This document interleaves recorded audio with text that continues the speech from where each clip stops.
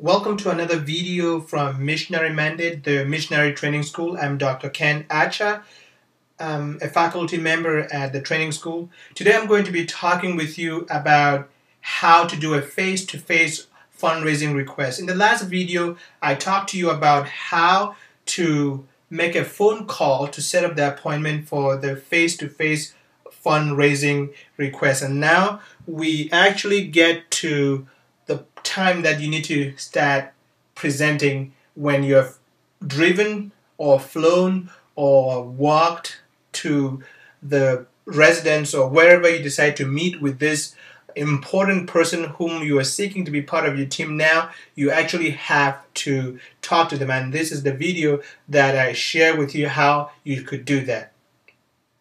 This video would benefit, again, anyone who is interested in doing fundraising, or what I prefer to call asking and receiving in a way that glorifies God and shows tremendous respect for the person you are bringing on board to become part of your team. A respect that shows them that you genuinely care and that you are bringing them on board not to become a source for funds for you to do what you enjoy doing, but you're bringing them on board to become a valuable partner in the work, where they themselves also will be rewarded as they pursue ministry with you leading.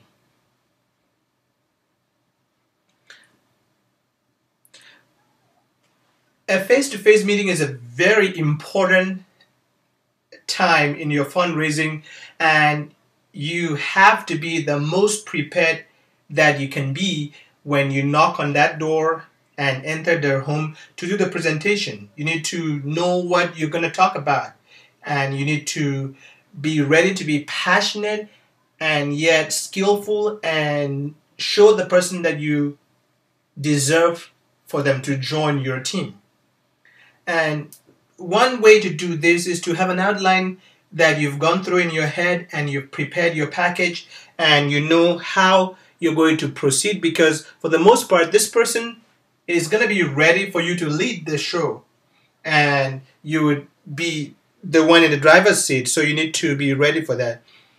Start by discussing with the person. You see, John Maxwell wrote a book that he called Everyone Communicates, Few Connect. I think that is so true. Many people communicate, they talk with someone, but they don't take the time to connect. Connecting is so key. You cannot make an impact on somebody's life unless you connect with them. So that's so crucial that you spend some time just connecting, talking about things that are relevant to both of you. And if you have not seen this person in a long time, connect with them, catch up and talk about family, know how their family are doing, talk about new things they've brought into the house, paintings on the wall and things like that. Just connect with the person and relax. Then after you've spent a few minutes connecting and just relaxing, then you need to transition in a very polite way to the presentation, because he's expecting the presentation. He knows that's why you're there. So the presentation proper, things that you should include in them would be your spiritual journey. And for many organizations, and our program is going to provide a video or PowerPoint that people can use, you would show the video so that the video covers things about the training program and the missionary work that you're going to be doing, the organization that you would be working with, so that you don't have to go through those things yourself. We provide a video that will help you explain all of those things, and then you, because you're going to be part of this organization and working in the areas that the organization is working in, you will basically then move from there to talk about things that are specific to yourself after they've watched the video and know that those generalities that belong to the entire organization also belong to you. You talk to them about challenges that you currently face in ministry. For example, many of our students that will be going to take care of orphans and share Christ in Africa, they'll be having challenges such as coming up with money for tuition, coming up with money for their plane ticket, coming up with money for visa, with money for their insurance and vaccinations. And maybe some pocket money to be able to use, because our organization provides for their food and accommodation and basic medical care there, but they still need some pocket money to be effective. So these are some of the challenges that many people will be having, that you talk to them, and there may be other challenges that you talk to them depending on how you connect with them, that you will share with them. Now, after you've gone through all this, then the moment for you to ask them to join your team, and you need to ask smart. By smart, I mean that you should be specific. You should ask something that is measurable. Don't just ask, I want your support. Don't just tell them, I want you to support me with $100 a month, with $500 one time, with $50 a month, with what, come up with something that you think that will be attainable. A there stands for attainable. So S for specific, M for measurable, A for attainable, something that will be attainable to the person that you ask them specifically for them to come on board. And give them the time to go pray when you ask them something that would be attainable to them.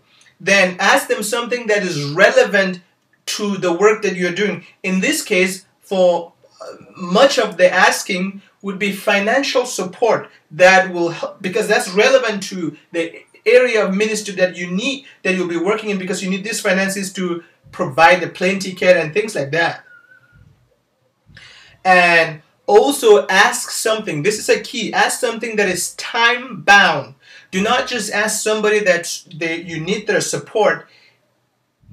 Present them with information that will show urgency. Basically tell them, for example, for students coming to our training program, they are going to be in Austin for 3 months, and then they will be traveling. So you will need to have your visa ready in a few months. You'll need to have your plane ticket booked. You'll need to pay your tuition. Those things, putting a time on it for them. You don't need to tell them any more than that. Just showing that those things are due in a couple of months or in 3 months would put a time for them. That way they don't think that they could support you next year or 2 years later.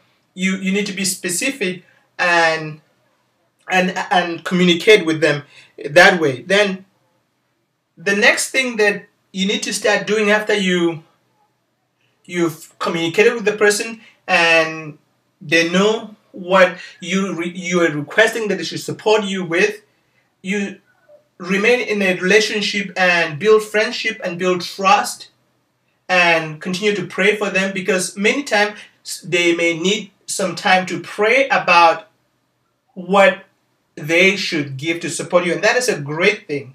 You'd rather somebody seek God's face before they determine how much to support you. You don't want people to decide without seeking God. You want God to be the one telling them what to do. And when God tells them what to do, it will be good. That's it for this video. You can visit our website, missionarymandate.org, if you're new to our organization, and check out many other resources that we have to offer on missionary training, missionary fundraising, and other things that pertain to missionary work.